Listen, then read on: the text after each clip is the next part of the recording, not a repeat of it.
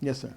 So then, with this definition of real, there seems to be some distinctions which are borderline real, unreal, like, let's say, an atom, for example. A what? An atom. Because, yeah, well, it's an invention, but it's also, I mean, we don't experience it, but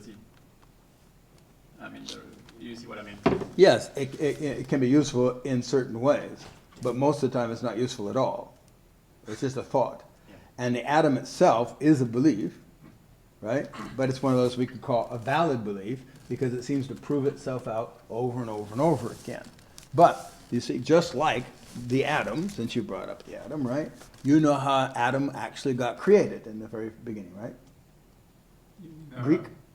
The Greek philosopher? Oh, yeah, Democritus. Yeah. So, a smelling bread. He was going to kill himself. You heard the story? Mm-hmm. Oh.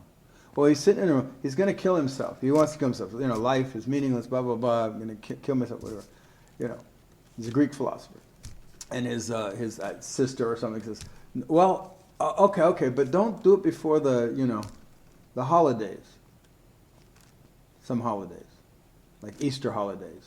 But I don't think they were Christian. But anyway, I'd say something. The Zeusian holidays, whatever it was.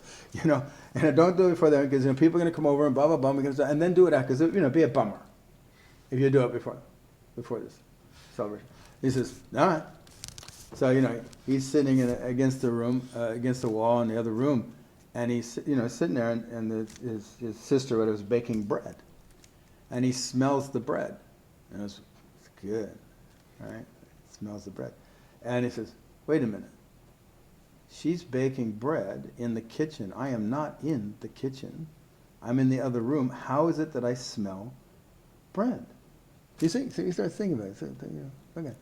And then he decided not to kill himself. And he considers the matter. And what he came up with is the atom, you see. He said, reality is made up of these really, really small particles. These, the reduction of everything to the smallest part that it can be, right?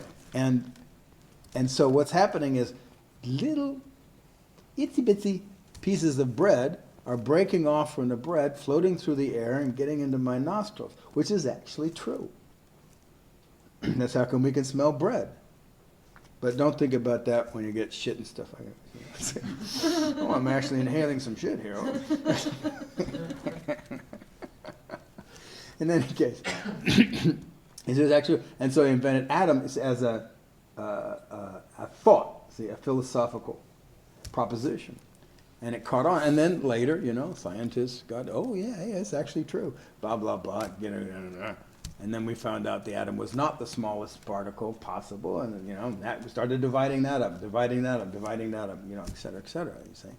So the first assumption about the existence of an atom was incorrect, but it was quite useful and interesting, you see. Anyway, I'm just saying. That's why, it's a belief. See? And how we hold it. Thanks for watching. If you like this video, please consider joining a workshop. They're more powerful than you think.